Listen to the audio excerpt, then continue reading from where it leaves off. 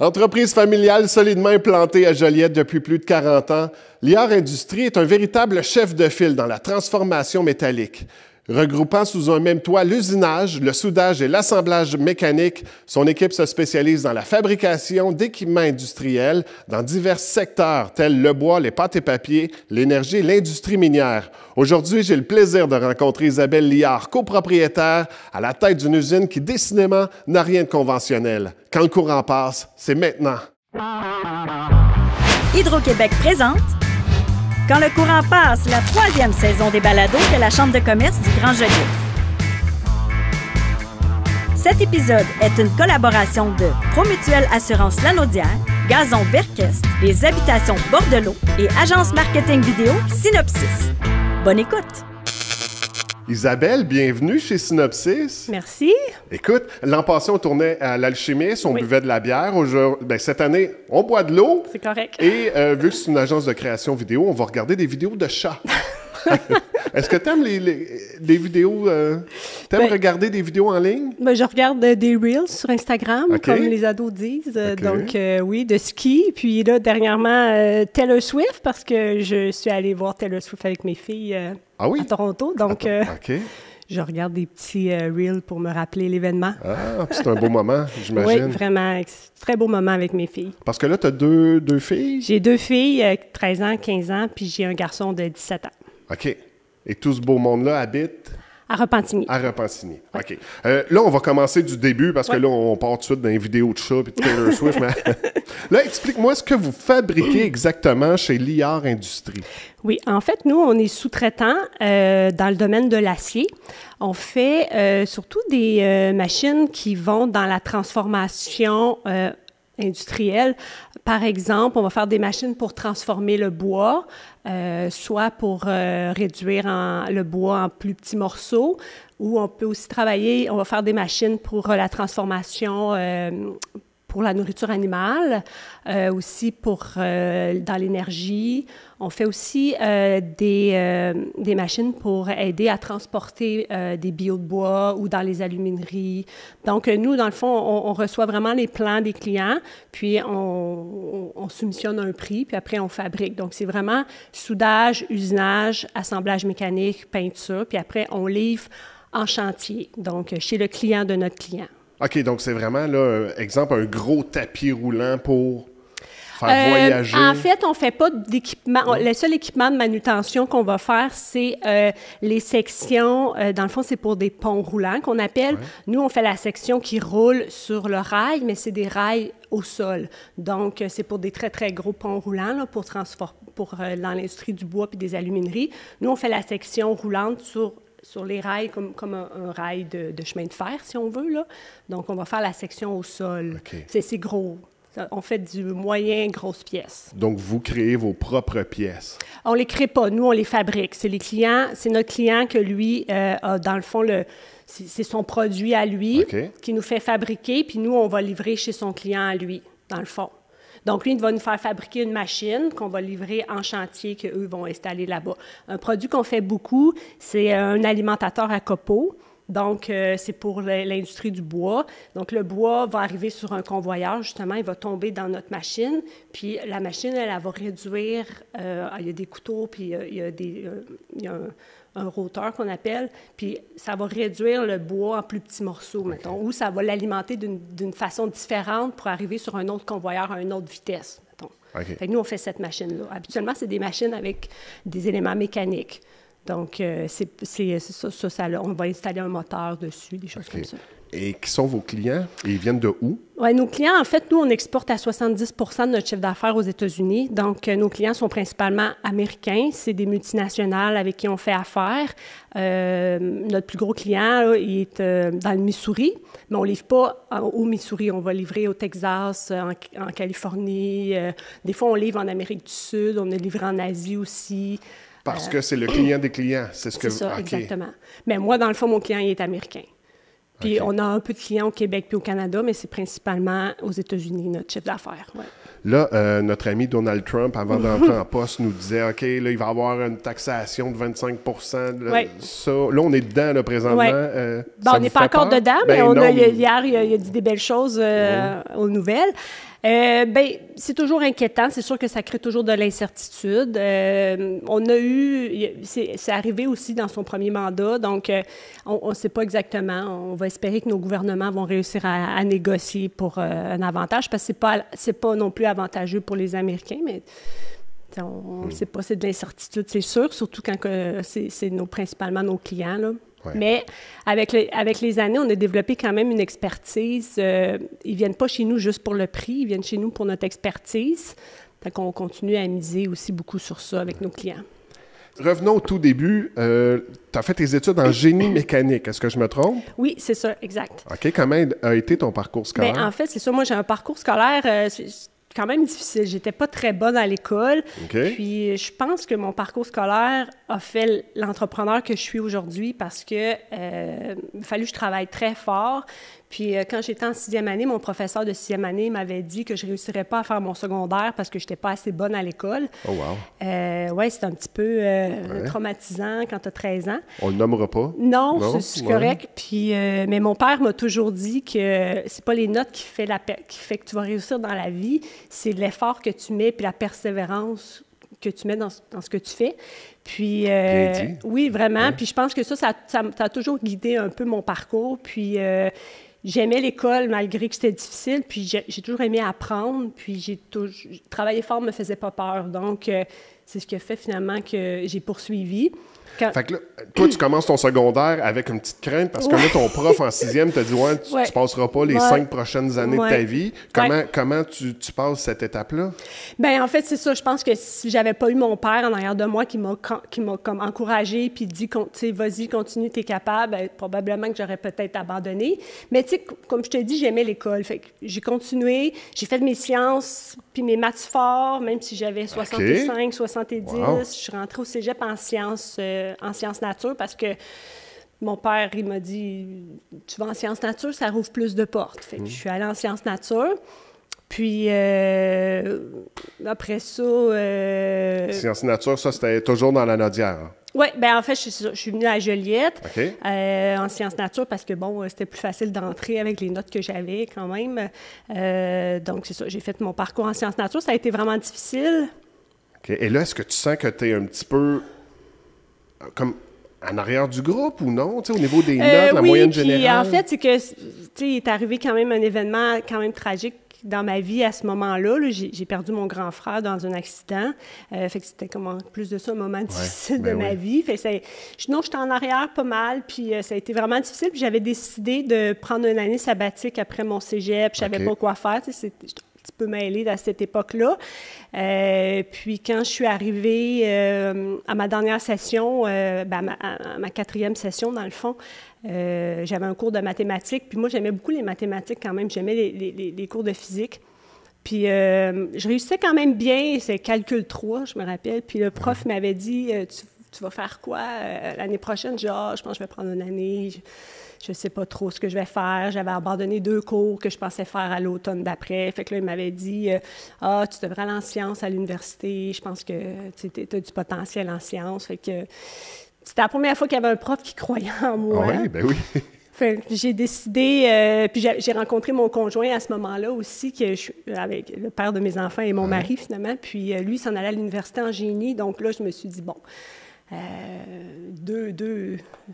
deux signes peut-être. Mais là, on était rendu au mois de mai. Il manquait 2 cours.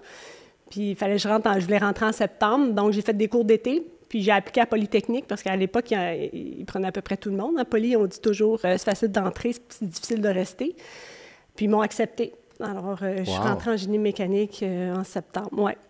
Hey, fait que tout ça, là, cet été-là, t'as pas pogné de coup de soleil cet été-là, on s'entend? Non. T'avais 2 cours à faire rapidement. Tu dois t'installer aussi. Oui, louer un appartement alors que tout est déjà loué. Parce avec que le nouvel amoureux? Non, lui est allé à Sherbrooke en génie. Donc, moi, je suis allée à Polytechnique parce que, bon, Sherbrooke ne m'avait pas accepté. Non, mes notes n'étaient pas assez fortes pour aller à Sherbrooke. Et ton prof de maths, il disait « va à la Polytechnique ». Non, il m'avait juste dit tu devrais continuer en sciences, en génie ou en sciences. Il m'avait pas dit, il m'avait juste encouragé à poursuivre, à pas arrêter finalement. Parce que des fois, quand tu arrêtes après le cégep, c'est dur aussi de recommencer. Je pense que c'était une bonne chose que j'ai faite. Et là, est-ce que tu savais déjà où tu t'en allais après l'université? Ben non, pas du tout. Puis même que, en fait, j'étais pas sûre d'aller en génie. Je savais pas tellement ce que je voulais faire. Mon père, lui, il me disait toujours va en génie parce que le technique, ça s'apprend moins après sur le milieu du travail. Le reste, tu l'apprendras. Donc, j'étais allée là, puis j'ai fait mes stages aussi. En fait, à ce moment-là, mon père a acheté l'entreprise dans laquelle je suis aujourd'hui, qui s'appelait Atelier d'usinage MDM à l'époque. Okay. Il a acheté en 99. Puis, c'est là que j'ai fait mes stages. Mais c'est sûr, en finissant, je voulais vivre le rêve des grandes entreprises. J'ai été embauchée chez Pepsi comme superviseur de production. Ah. Puis, la première journée, on m'explique mon travail. Puis là, je commence à faire une petite crise d'anxiété. Je regarde la fille, puis je dis « C'est tout? » Elle me dit « Oui. » Je dis « C'est juste ça que je dois faire? » Elle dit « Oui. » C'est pas vrai que je suis allée à l'université. Ben non, puis je veux dire... Juste pour ça? Je peux pas juste faire ça, là. Ah. Donc, je me suis vite rendu compte que la grande entreprise, c'était pas fait pour moi. Les postes sont très sectionnés. Tu fais ça, l'autre fait ça, l'autre fait ça. Moi, j'aime ça, faire beaucoup de choses. Donc, je suis restée 2 mois ou un mois. 2 mois chez Pepsi? Oui. OK. Puis, je suis revenue. En fait, je suis rentrée en la maîtrise. Puis, j'ai fait une maîtrise. Mon Dieu, OK. Ouais, c'est pour une fille qui ne passait pas à travers son secondaire. J'ai fait une maîtrise en génie industriel parce que quand j'ai fait mes stages à l'entreprise que mon père venait d'acheter, qui est aujourd'hui Liard Industrie, j'ai implanté un été stage. Mon père m'a dit « Ah, on a acheté un nouveau système de gestion d'entreprise qu'on appelle dans notre langage un ERP. » Puis il m'a dit c'est l'ancienne comptable qui l'a acheté, elle ne travaille plus ici, j'aimerais ça que tu l'implantes. OK, je ne savais pas c'était quoi, je ne savais pas comment ça marchait. J'ai fait ça pendant mon stage, j'ai vraiment aimé ça, puis je me suis rendu compte qu'il y avait beaucoup de les logiciels n'étaient pas adaptés à la petite PME en 2001. Il n'y avait pas encore beaucoup de logiciels comme ça, puis c'était surtout des gros logiciels pour la grosse entreprise, puis il n'y avait pas beaucoup de logiciels pour la petite entreprise, puis la fabrication sur commande comme on faisait. Donc, j'ai fait une maîtrise un peu sur l'évaluation de ce qui existe, des logiciels, tout ça. C'est un petit peu ça mon projet de maîtrise. Puis quand je suis revenue dans l'entreprise, après, on a changé justement le système pour le système que j'avais évalué pendant ma maîtrise. Au moment où tu faisais les stages chez ton père, dans le fond, c'était quoi la relation que tu avais avec le paternel? Bien, en fait, mon père n'était jamais à l'entreprise qu'il avait acheté. Il avait acheté ça un peu sur un coup de tête après le décès de mon frère, qui était un peu perdu suite à tout ça. Puis, il y avait ses autres entreprises. Mon père, il avait Liard Construction. Donc, il s'occupait plus de cette entreprise-là. Donc, il n'était jamais là, puis il avait mis des gens en place pour travailler là.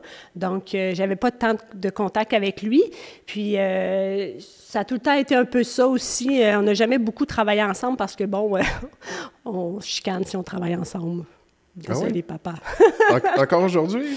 On ne travaille pas ensemble. Non, mais si c'était le cas? Oui, je pense que oui. Non, oui, ça prend pas beaucoup de temps qu'on va se chicaner, mais je respecte beaucoup mon père, là, puis tout ce qu'il a fait, puis toutes ses réalisations, mais ensemble, on est trop pareils, peut-être. Peut-être que c'est T'as hérité de son caractère? Ah, peut-être. Donc là, tu es toujours en stage chez ton père. Ensuite de ça, il se passe quoi? Quand je finis ma maîtrise, tu veux dire? Ben, je vais chez Pepsi. Oui, OK. Puis, ensuite, après, tu t'en viens chez ton père, après Pepsi? Chez Liard Construction, il y avait eu une petite opportunité pour faire des designs avec un des associés de mon père. Ça m'a comme juste donné l'opportunité de quitter. En fait, parce que quand j'ai quitté Pepsi, j'ai travaillé dans une entreprise dans le Vieux-Montréal en technologie qui faisait des logiciels pour des tests pour tester la production finalement en série. Puis, je suis restée une couple de mois, j'ai implanté un logiciel ERP là aussi. Puis après ça, bon, il y a eu une opportunité chez Liard Construction, mais ça n'a pas duré longtemps parce que chez Liard Industrie, mon père, ça allait pas tellement bien cette année-là, puis il y avait beaucoup, beaucoup de gens dans les bureaux. Je pense qu'il y était 10 dans les bureaux. Puis il fallait qu'il coupe. Donc, il a coupé à peu près tout le monde. Puis là, il m'a dit, tu veux-tu faire la job de tout le monde? Fait que je suis allée, puis finalement, je me suis rendu compte qu'il y avait beaucoup de monde pour rien. C'est une petite entreprise, donc il y avait beaucoup de gens qui, probablement... faisait rien? Ben, comme chez Pepsi, un peu? Je sais pas, là, je dirais pas ça, mais c'est ça. J'ai repris le poste, en fait, quand je suis revenue. J'ai fait beaucoup de choses. Oui, les postes. Les postes. Ouais. Là, on parle de... Bien, je faisais la gestion de la production, la qualité, la santé et sécurité au travail, relations avec les employés, ressources humaines. En fait, tout ce que je faisais pas, c'était les estimations puis la comptabilité. OK. Mais à partir de là, tu t'es trouvé une nouvelle passion. Bien, en fait, la passion est arrivée un petit peu... Oui, mais ce qui est arrivé, c'est que j'avais quand même une fille qui faisait toute la comptabilité. C'est juste qu'à un moment donné, mon père il est arrivé, il passait un coup de vent, il venait, il ressortait. Puis, à un moment donné, il m'a apporté les états financiers, puis il m'a dit bon, maintenant, il faut que tu comprennes si tu fais il faut que tu comprennes les états financiers. Il faut que tu comprennes si tu fais de l'argent. Il faut que tu comprennes si tu perds de l'argent. Puis, il faut que tu comprennes toutes les lignes, finalement. C'est la base. Fait que, il m'a dit, tu m'expliqueras ça la prochaine fois, je reviendrai. Puis ça, c'est un délai de combien de temps? Ben, je sais pas, il venait peut-être une fois par 2 semaines, okay, tu sais. Quand même. Puis, non, mais là, j'ai vraiment commencé j'ai vraiment découvert les finances, la comptabilité. Je me suis mis à faire des fichiers de budget, des fichiers de coût de revient. Je calculais mon coût, mon taux horaire, parce que, bon, c'est pas facile dans l'entreprise sur commande de calculer ton taux horaire, vraiment. Donc, je me suis fait plein de calculs, j'ai suivi des cours. Puis, c'est plus vers 2015-2016 où j'ai vraiment perdu mon adjointe qui faisait tous les états financiers, que là, je me suis retrouvée sans personne pour faire mes états financiers. Je revenais de vacances, la fille avait quitté. Le lundi matin, j'avais plus personne pour faire la paye, payer les DAS, faire les états financiers, payer les fournisseurs. Fait que lundi matin, je me suis dit, bon, bien, on va apprendre. Parce que je me ferai plus avoir, là. Je veux dire, je vais être capable de le faire. Puis, à partir de ce temps-là, c'est tout moi qui fais mes états financiers d'entreprise tous les mois. J'ai une adjointe qui fait l'entrée de données, qui va faire la facturation, qui va rentrer les factures fournisseurs, qui fait les paiements, mais tous les états financiers mensuels, là, maintenant, c'est tout moi qui les fais depuis ce temps-là. J'aime vraiment ça. J'aurais dû aller en comptabilité avec le recul, mais en même temps, le génie me donne le côté technique que j'aurais pas eu en comptabilité, finalement. Et là, tu t'es mis le nez dans les grands livres. Exact. Ouais. Moi, je pensais que c'était vraiment un grand livre. Ouais. Mais non, c'était pas ça. Non, maintenant, avec les systèmes informatiques, c'est...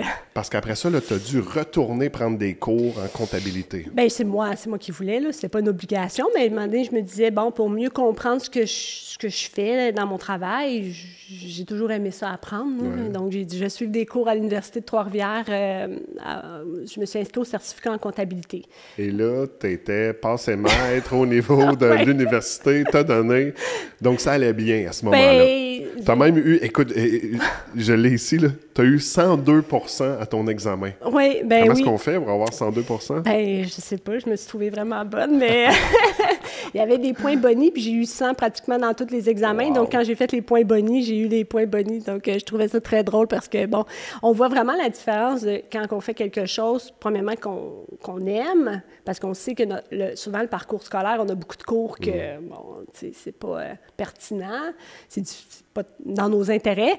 C'est quelque chose que j'aimais, que je pratiquais aussi tous les jours parce que, bon, j'apprenais à l'école, puis je le faisais dans mon travail. Donc, je voulais être bonne parce que si je me trompais à l'école, je me trompais dans mon travail, tu sais. C'était relié pour moi, donc j'appliquais tout. Fait que c'était rendu facile pour moi de faire les examens, là.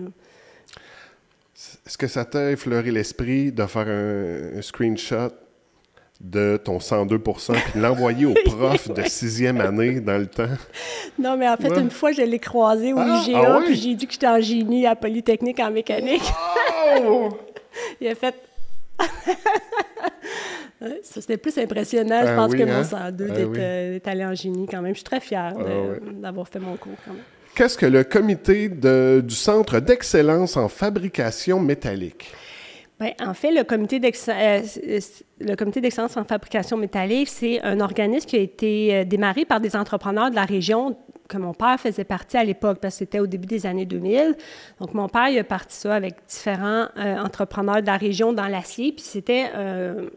il y avait un peu pour objectif de promouvoir les métiers. C'était surtout au niveau de la promotion des métiers pour justement... Déjà, on commençait à avoir des difficultés à attirer les jeunes dans les métiers de l'acier. C'était surtout ça l'objectif, promouvoir les métiers, faire des formations, tout ça. Mais en fait, c'est au niveau des années 2005 que là, le gouvernement a créé les pôles d'excellence. Oui. Donc, en parallèle, il y a eu le gouvernement avait fait des statistiques, puis il avait analysé que dans certaines régions du Québec, il y avait des entreprises qui étaient similaires. Donc, un genre de... Ils appellent ça des pôles ou des créneaux. Au Québec, ils ont nommé ça des créneaux d'excellence. Puis, dans la Naudière, on avait 3 créneaux d'excellence qui se sont créés à l'époque. L'acier, la transformation métallique, l'agriculture, l'agroalimentaire, puis le meuble. Donc, il y avait beaucoup d'entreprises dans la Naudière dans ces 3 domaines-là, donc qui ont créé ces pôles-là. Puis, donc, mon père avait été invité à participer à cette création de ces comités-là à l'époque avec d'autres entrepreneurs aussi, donc c'était comme un peu en parallèle. Puis, à un moment donné, il m'a dit, bien, je suis jamais là, va à ma place. Donc, j'ai commencé à y aller au départ de la création de ce créneau-là. Donc, j'étais avec des entrepreneurs quand même d'expérience autour de la table qui avaient pratiquement l'âge à mon père. Puis, c'était vraiment une belle expérience. On a créé, suite à ça, le créneau métal. Puis, c'était Michel Dreisel qui était président du créneau.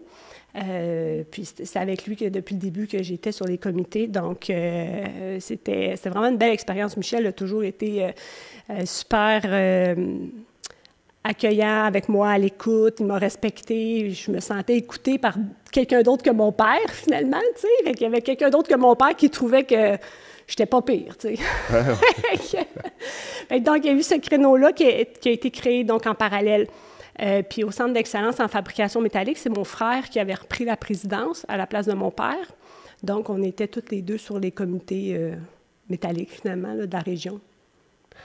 Tu as même été présidente d'Alliance Métal Québec autour des années 2008-2010. Bien, en fait, c'est que ce qui est arrivé, c'est que le créneau métal, on trouvait qu'on n'avait pas assez c'était pas un CA, c'était dirigé par un CA régional. Donc, nous, on voulait avoir une meilleure gestion de notre créneau et faire des projets... local, oui, dans la Naudière. Bien, en fait, le CA était régional, mais pour les 3 créneaux. OK. Donc, nous, ce qu'on voulait, c'était vraiment faire une coupure avec le régional puis se créer notre propre créneau avec notre propre conseil d'administration pour avoir une meilleure gestion de ce qu'on fait à gérer les budgets, tout ça. Donc, ce qu'on a décidé de faire, vu que mon frère était avec le Centre d'excellence, puis ça se rejoignait beaucoup, dans le fond, un peu les objectifs des 2 organismes. Donc, moi, j'ai dit à mon frère, on devrait se regrouper ensemble puis créer un créneau, mais avec un nouveau nom. Donc, c'est là qu'on a créé Alliance Métal Québec, qui est encore super, qui existe encore aujourd'hui, le créneau. Le directeur général du Centre d'excellence en fabrication métallique est devenu notre directeur général, donc c'est Philippe Blais, qui est encore directeur général aujourd'hui, en 2024. C'est un des meilleurs, un créneau très performant au Québec qui a passé au travers toutes les années. On a fait plein de projets. C'est vraiment... J'ai été présidente pendant 8 ans après d'Alliance Métal Québec.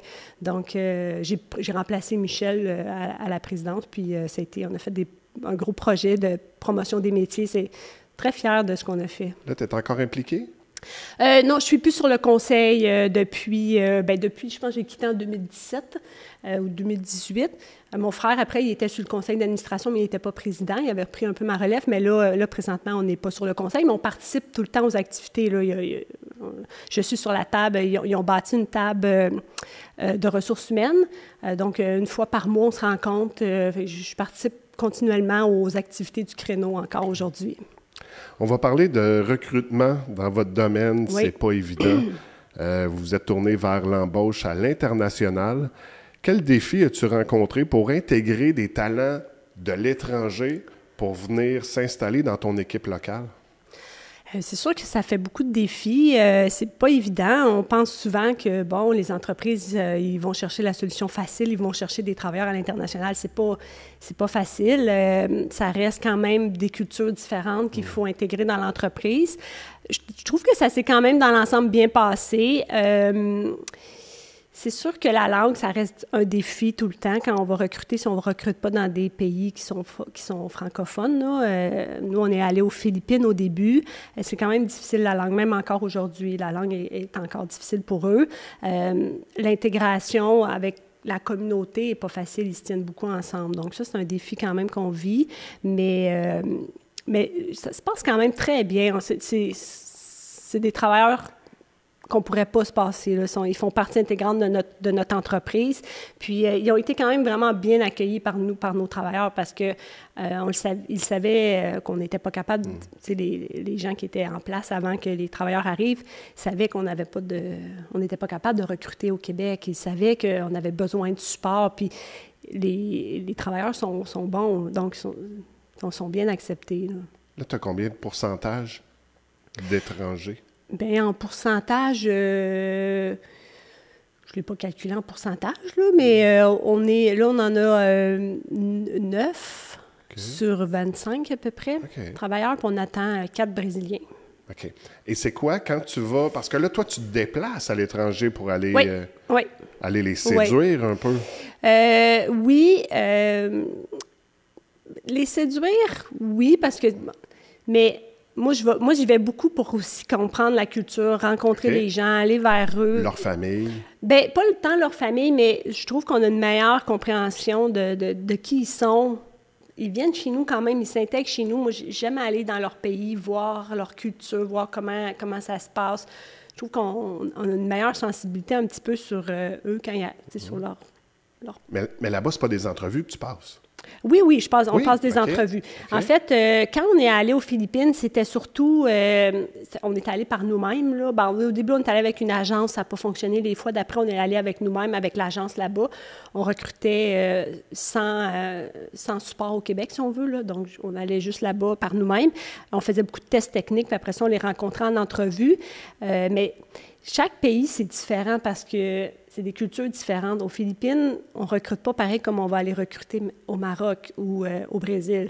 Les gens sont beaucoup plus gênés, ont plus de difficultés à parler, sont plus gênés en entrevue. Donc, les tests techniques valent plus que l'entrevue parce qu'ils sont très gênés comme peuple, un peu plus. Oui, et puis toi, tu ne veux pas qu'il devienne porte-parole non plus. Non, c'est ça. Pourvu qu'il soit bon dans son travail. Oui, tandis qu'au Maroc puis au Brésil, quand on est allé avec le ministère de l'Immigration, donc c'était plus des foires d'emploi. Ah.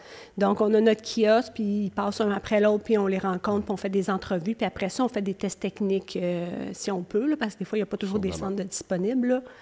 Fait que là, oui, c'est des... Puis moi, le gars qui vient, bien, il peut aller à l'autre à côté parce qu'il y avait d'autres entreprises dans le même domaine que nous quand on est allé, là. Oui, il y avait un petit peu plus de charme à faire, là, à ce moment-là, puis vendre l'entreprise un peu plus, puis on faisait des vidéos, on avait fait une feuille avec des codes barres, là, que tu peux scanner, là, puis code QR, là. Puis là, ça t'amène sur le site avec des vidéos, des choses comme ça. Là, on avait essayé de... Là, au moment où tu te dis, OK, là, j'ai quelqu'un de bien qui pourrait bien cadrer dans mon entreprise, c'est quoi l'étape après pour... Parce que là, tu dois le séduire, pas juste au Canada, mais viens avec nous dans la Nadière et viens avec moi à Joliette. Bien, au Brésil, justement, ce qu'on avait fait, on avait fait justement une feuille avec un code QR, avec des codes QR d'un côté, c'était sur l'entreprise, puis on avait mis plein de valeurs de l'entreprise. Ouais. Puis l'autre côté de la feuille, c'était sur Joliette. On avait mis des codes QR, justement, Tourisme Joliette. L'autre organisme aussi qui aide les nouveaux arrivants, là, j'ai un blanc là, sur le nom, là. Donc, on avait mis plein de codes QR qui représentaient la région. On avait mis des images de Joliette. On avait fait quelque chose de le fun, là. Ouais. Mais la plupart avaient regardé c'était où Joliette. Ils avaient déjà regardé. Quand ils venaient, ils sont absolument bien préparés. Okay. Ceux qui n'ont pas d'idée, bien souvent, on les prend pas. Ouais. Mais il y en avait, oui, j'ai vu Joliette, c'est beau, dans la nature, sont attirés par la nature. Parce que c'est beau, Joliette, quand tu le mets dans Google, là, c'est des belles photos, la rivière avec l'église, les feuilles, le marché de Noël. Ça se vend bien. J'avais mis une photo justement des marchés de Noël sur la feuille. J'avais mis une photo avec la rivière, puis qu'on voit les couleurs avec le château Joliette. Fait que c'est des belles images à montrer. Bon, ça y est, j'ai le goût d'aller travailler pour vous autres. Oui, c'est ça. Non, mais c'est une belle région. Fait que c'est le fun d'attirer les gens ici parce que, pour vrai, c'est une belle région pour vivre, Joliette. Bien, c'est une belle région, oui. Puis aussi, c'est que tu as instauré le bonheur dans ton entreprise aussi. Là, quand même assez récemment, je pense que vous avez opté la semaine de 4 jours. En fait, depuis la pandémie. OK. C'est depuis la pandémie qu'on a commencé à faire ça. On a décidé, on essayait de réduire un peu le déplacement aussi des travailleurs. Donc, on a dit, on va faire ça en 4 jours. Donc, c'est depuis 2020 qu'on est à 4 jours. 4 jours de 10 heures, c'est quand même des grosses journées. Mais oui, c'est 4 jours. Puis, je pense que ça change une vie, là. Je veux dire, travailler 4 jours puis avoir 3 jours pour toi, là. J'ai aucun employé qui reviendra à 5 jours, là. Puis même que là, ils veulent avoir 3 jours. Pas vrai? Ah ouais? Ben, okay. Et le côté productivité? Ben moi, je trouve que ça l'a aidé parce qu'avant, les vendredis, on faisait une demi-journée. Moi, j'étais quasiment en pyjama. Ça finissait à midi? On finissait à 11 heures. Okay. Donc, c'était smooth, c'était relax, c'était pas, tu sais, puis là, quand on finissait, si on voulait faire de l'overtime, les employés, du temps supplémentaire, les employés, souvent, ils ne voulaient pas rester parce qu'il y avait des rendez-vous, des trucs comme ça. Tandis que là, on est capable de faire un peu d'overtime, souvent le vendredi matin, ou faire une journée complète, qu'avant, c'était plus difficile un peu à obtenir. Mais non, la productivité est augmentée en étant 4 jours. OK. La hiérarchie dans l'entreprise est assez linéaire. Est-ce que je me trompe? Puis toi, il y a ton frère, puis pas mal tout le monde est au même niveau. Il n'y a plus de contremaître, exemple. Non, on n'a plus de contremaître depuis quelques années déjà. On a des employés, ça fait 30, 40 ans qu'ils sont là. La majorité, ça fait vraiment longtemps. Donc, à un moment donné, on s'est dit, les gars, vous êtes quand même autonomes. Vous n'avez pas besoin que quelqu'un vous dise quoi faire. Oui, des fois, il y a des problèmes techniques qui ont besoin de support, mais on a des gens quand même dans les bureaux, nos estimateurs, nos chargés de projet, qui font ce travail-là. J'ai ma planificatrice de production qui, elle, s'assure qui fait quoi. Ça, c'est sûr que, il faut quand même planifier la production. Mais au niveau du plancher, c'est vraiment autonomie. C'est vraiment en entraide. Les employés vont prendre des projets. Comme là, il y avait une machine qui trouvait que, le setup, autour de la machine, c'était pas bien organisé. Ils ont pris ça en main. OK, on voudrait faire telle chose. On aurait besoin de tel matériel pour le faire. Donc, ils commencent de plus en plus à prendre d'autonomie au niveau des projets puis de s'impliquer dans l'entreprise. J'ai un employé qui gère tout l'outillage. Donc, lui, il a repris ça en main quand le contremaître est parti. La dernière fois, il a pris ça en main, fait que c'est lui. Puis là, lui-même va voir son coéquipier. Il va dire, peut-être faire attention avec cet outil-là ou remets-le à sa place, l'outil, quand tu le prends. Ou ils s'entraident beaucoup aussi, ou quand il y a un problème, ils se parlent entre eux. Ils font venir des représentants d'outils. C'était vraiment, je pense que ça les implique beaucoup plus dans l'entreprise, puis c'est ça qu'on veut de plus en plus. Là, tu me dis, ils se parlent entre eux. C'est quoi la langue première dans Shop? C'est le français. C'est le français? Oui, oui. Okay. Puis, Puis même qu'on veut impliquer de plus en plus nos travailleurs philippins dans les projets parce que ça les oblige à parler français, puis ça les aide aussi à s'améliorer. Puis ils participent, c'est le fun. J'ai glissé un mot que tu étais copropriétaire de l'entreprise. Oui. C'est comment diriger avec son frère? Bien, moi, je suis chanceuse parce que je m'entends très bien avec mon frère. Mon frère, c'est comme mon meilleur ami, finalement. Quand on se voit pas pendant... L'été, souvent, on se voit pas pendant 6 semaines parce que lui, il prend 3 semaines, je prends 3 semaines. Des fois, la première journée qu'on revient au travail, on passe la journée à jaser. Ah oui? Mais on s'entend bien parce qu'on a les mêmes valeurs, surtout. On voit la gestion de l'entreprise de la même façon. Il y a ses forces, j'ai mes forces. Puis moi, je le ferais pas s'il était pas là, je le ferais pas sans lui. Là. Non, c'est le bonheur de me lever et d'être travailler avec mon frère aussi. J'aime travailler avec lui, puis je le ferais pas s'il était pas là. Okay. On va lui poser la question. Philippe Liard, copropriétaire et frère d'Isabelle, est avec nous. Moi, t'avais une chemise un matin, je te trouvais toute beau. Bonjour Philippe. Bonjour, ça va bien? Alors Philippe, qui est arrivé au monde avant qui? C'est elle, même si j'ai l'air plus vieux qu'elle. 3 ans quand même. Fait que... Et toi Philippe, tu t'en allais faire quoi dans la vie? T'as étudié où? En fait, mon parcours a été sinueux un peu. Isabelle en a parlé un peu tantôt avec le décès tragique de notre frère. Je voulais un peu comme suivre les traces de ma sœur, puis de mon père, puis m'en aller en génie, moi aussi. Ça marchait pas tant. J'étais pas focus à l'école, j'avais pas les bons résultats. Fait que j'ai changé de parcours. J'étais allé en technique policière. Okay. J'ai fait ma technique policière, puis à la fin, le sentiment familial, qui est une de nos valeurs d'entreprise, m'attirait beaucoup plus que le côté d'être éloigné de ma famille et tout. Fait que je suis revenu au HEC. J'ai étudié en gestion d'entreprise et en marketing au HEC.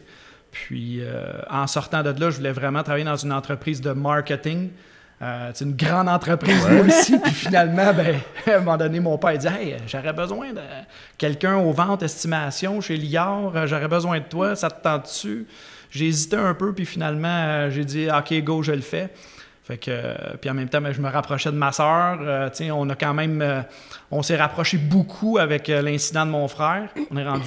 On est proches, on est comme des meilleurs amis. Fait que... Je trouvais ça le fun de pouvoir travailler avec elle dans l'entreprise. Fait que depuis 2006, on travaillait ensemble, puis c'est bien beau. On a une belle complicité ensemble. Je la sens très bien, votre complicité.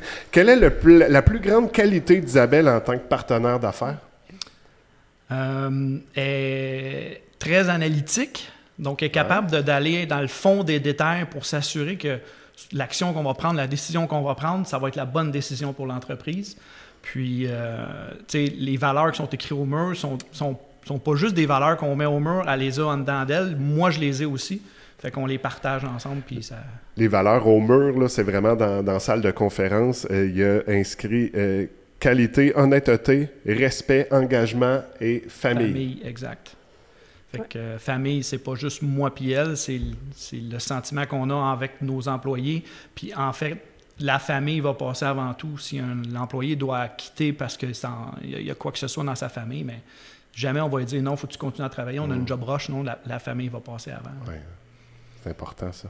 Et ça, à l'inverse, son plus grand défi au quotidien? Travailler avec moi. M'accepter. Vraiment pas. T'as le droit d'en dire un.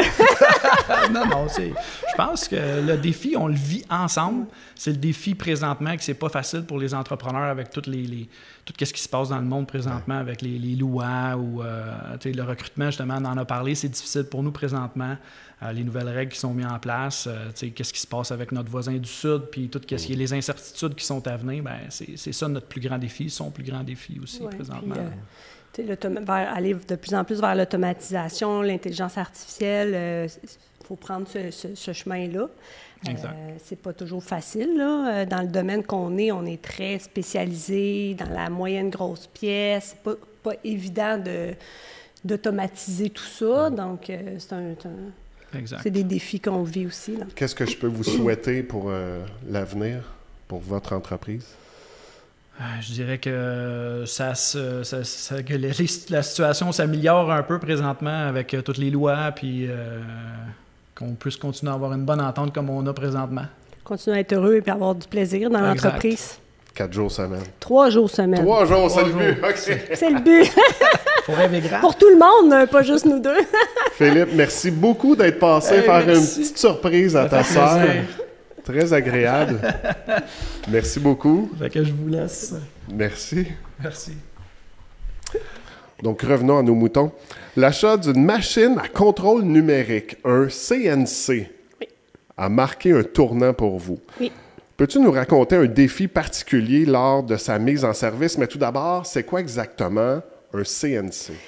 En fait, dans le fond, nous, on utilise des machines pour enlever le métal, pour produire ce qu'on a besoin. Puis, comme chez nous, on a beaucoup de conventionnels. Donc, c'est manuel avec un volant, puis des déplacements manuels, tandis qu'un CNC, c'est vraiment un contrôle numérique. Donc, on doit programmer vraiment sur le contrôleur ou dans un logiciel, on doit programmer la pièce, puis après ça, on l'envoie dans la machine, puis ça se fait tout seul, si on veut, là. OK. Et tu peux me raconter une anecdote au moment oui, du... en fait, ça a été un tournant dans l'entreprise. L'entreprise était historiquement une entreprise de machines conventionnelles. Donc, ça peut paraître... c'est une grosse différence entre les deux. C'est pas du tout la même façon de produire. Puis, bon, c'était une entreprise qui existait depuis les années 60 là, que mon père a acheté. Donc, c'était très conventionnel à l'époque. Puis, bon, nous, mon frère puis moi, on s'est dit, bien, il faut prendre le tournant numérique. On avait des petites machines numériques, mais c'était des petites machines. Mais là, on s'est dit, bien, on va mettre une grosse machine numérique. Puis, on va faire de l'argent. Mais grosse, là. Grosse. Oui, oui. Oui. J'ai vu de mes yeux vus oui. à la pré-entrevue et c'est vraiment big. Oui, c'est quand même assez... oui, c'est très gros. On a dû monter le pont roulant d'1 pied pour 40. On a fait une dalle de 4 pieds de profond, 12 par 12. Donc, c'était très gros. Puis, bon, un peu naïvement, on s'est dit, ça va bien aller. Mais non, en fait, la machine était usagée. Quand même, bon, ça a été quand même un investissement de 800 000 pareil au total, parce que c'est immense, c'est quand même gros. Une machine neuve comme ça, c'est plus qu'1 million. Donc, on a eu de la misère à la démarrer. Ça a pris quasiment 1 an, elle était tout le temps en arrêt, on repartait, tout le monde disait « Ah, la machine... » Elle n'était plus sa garantie. Non, elle n'avait pas de garantie. Ouais. Donc, ça a été difficile. Ça a pris pratiquement 1 an avant qu'on la démarre. Puis bon, j'avais pas non plus de machiniste, mais les machinistes n'étaient pas bien formés. Bon, on avait beaucoup de défis. Puis, à un moment donné, on a eu un mécanicien qui est venu, un électromécanicien, puis lui, il a vraiment trouvé tous les problèmes. Il a mis la machine A1, puis depuis ce temps-là, elle va super bien. Il l'a mis, parce que c'est très précis ce qu'on fait, donc juste la machine, il faut qu'elle soit très bien nivelée, parce que sinon, on n'obtient pas la précision voulue. C'était difficile. Puis c'est encore le même électromécanicien aujourd'hui qui répare la machine. Oui. Ouais. Donc, oui, on a pu finalement démarrer. Puis aujourd'hui, ça va super bien. C'est une machine payante. Là. Ça a été long avant qu'elle fasse de l'argent, mais... Et vous en avez même acheté une? Bien, en l'espace de 5 ans, on a investi pratiquement 2 millions en contrôle numérique. On a acheté sa sœur jumelle, si on veut. En 2015, on a investi, était pratiquement, on l'a acheté neuve, donc c'était 1 200 000 avec tous les investissements, avec l'outillage, tout ça. Là. Okay. Donc, oui, ça a été quand même un gros tournant parce qu'on n'avait jamais fait d'investissement. Nous, on ne connaissait pas ça. Donc, ça a été quand même beaucoup d'apprentissage. J'ai eu l'aide du CLD à l'époque et aujourd'hui CDEJ. Oui. Chambre de... Oui. CDEJ, oui. Oui, c'est ça. Donc, ils m'avaient aidé à l'époque aussi. Vous avez des partenariats de longue date avec plusieurs entreprises, entre autres TerraSource, depuis 40 ans. Oui. C'est quoi le secret de la longévité d'un partenaire comme celui-là? Bien, en fait, c'est ça, c'est notre client qui est aux États-Unis. Puis, dans le fond, la longévité, c'est l'expertise qu'on amène aux clients. On n'est pas juste...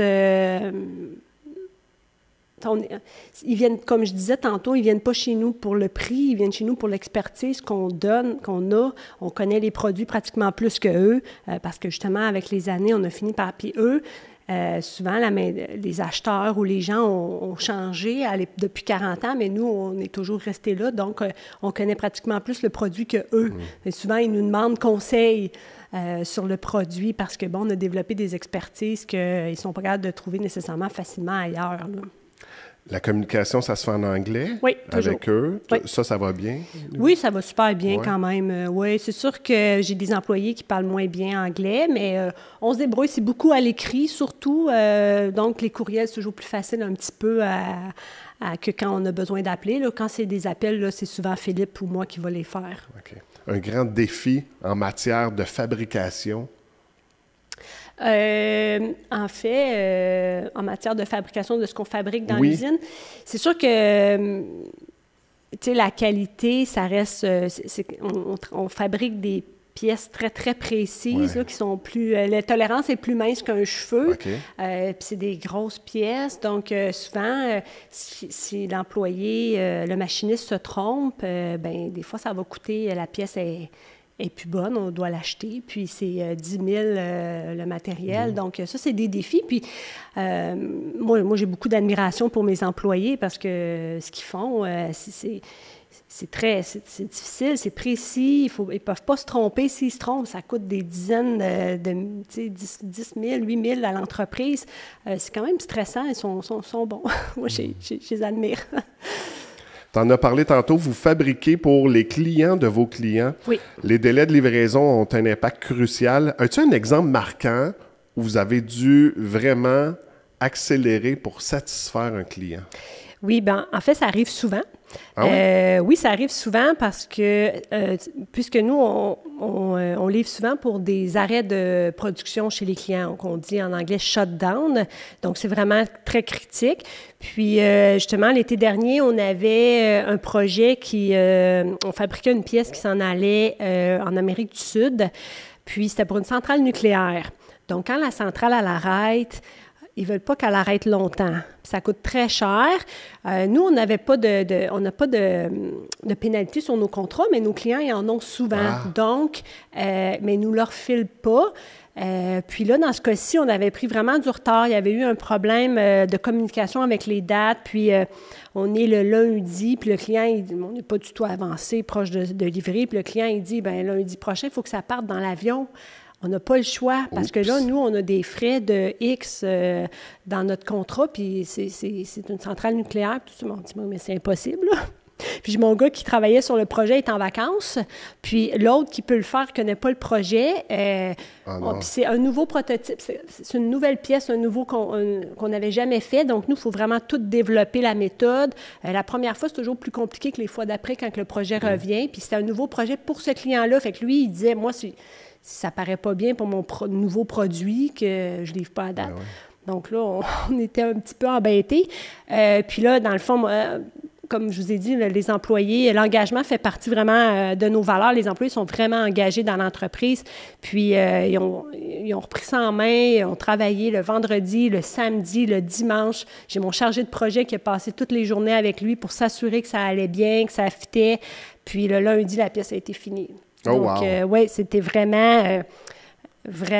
moi, personne ne croyait. Là. Même eux ne croyaient pas qu'elle allait réussir, mais ils ont réussi. Mais là, la pièce se termine à Joliette. Il est quelle heure? En fait, le lundi, elle a été finie dans l'après-midi, peut-être vers 2 heures finalement. Puis là, le client, il a dit... En fait, je pense que c'est le mardi. Il fallait qu'elle soit finie le lundi pour le ramasser le mardi pour s'en aller à l'aéroport. Donc, le mardi, ils sont venus la chercher, puis l'ont emmenée à l'aéroport. Donc, oui, puis ça partait en Amérique du Sud. Donc, on a... Ouais. On a souligné... en fait, tous les lundis, nous, on fait un meeting avec tous les employés, puis on souligne souvent des bons coups, où on passe des messages. On aime bien rencontrer tout le monde une fois par semaine. Puis on avait souligné, c'est sûr, ce coup-là, les employés avaient vraiment souligné la valeur qui avait été vraiment mise de l'avant à ce moment-là, là, de l'engagement envers l'entreprise, envers les clients. Puis la qualité, parce qu'il ne fallait pas non plus négliger la qualité. Des fois, quand c'est rapide, puis il faut se dépêcher, la qualité, il faut faire attention à ça, là, parce que c'est délicat dans ce temps-là. Je vais mettre en lumière ton implication. La Fondation à 2 pas de la réussite reflète une belle implication de ta part. Qu'est-ce qui t'a donné envie de t'investir dans cette cause et pourquoi celle-là en particulier? En fait, Alex, qui est le fondateur, c'était le prof de tennis à mon fils. Okay. Puis, quand il a parti la fondation, à ses tout débuts, il m'a appelé pour m'en parler. Puis, moi, mes enfants étaient au primaire à l'époque. Puis, la Fondation à 2 pas de la réussite, c'est pour aider justement les enfants défavorisés pour les sacs d'école, puis aussi pour le tutorat. Je trouvais que c'était un bel organisme. J'aime ça, aider les jeunes. Parce que moi, mes enfants, bon, ils ont la chance d'avoir qui ont besoin. D'avoir tout dans le sac, mais d'avoir tout aussi dans son coffre à outils. C'est ça, exactement. Tes enfants ont quand même une belle réussite scolaire. Oui, ça se passe bien, on est chanceux. Donc, j'ai toujours voulu aider les jeunes. Donc, je trouvais que c'est un bel organisme à supporter. Puis surtout, bon, c'était des jeunes. Quand il m'a appelé, ça m'a fait plaisir de le supporter au début de son organisme. Bravo, je te lève mon chapeau là-dessus. J'ai quelques questions à rafale? Oui. OK. Je veux vraiment, c'est des questions un peu aléatoires, puis je veux que tu répondes comme le plus aisément possible. OK. La dernière chose que tu fais en te levant? La dernière chose que je fais en me couchant, je lis. La première chose que tu fais en te levant le matin? Ça dépend, à la fin de semaine ou la semaine.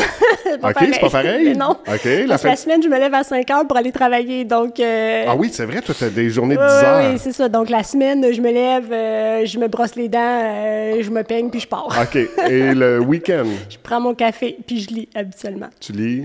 Un livre ou les nouvelles, là. OK. As-tu un livre coup de cœur récemment?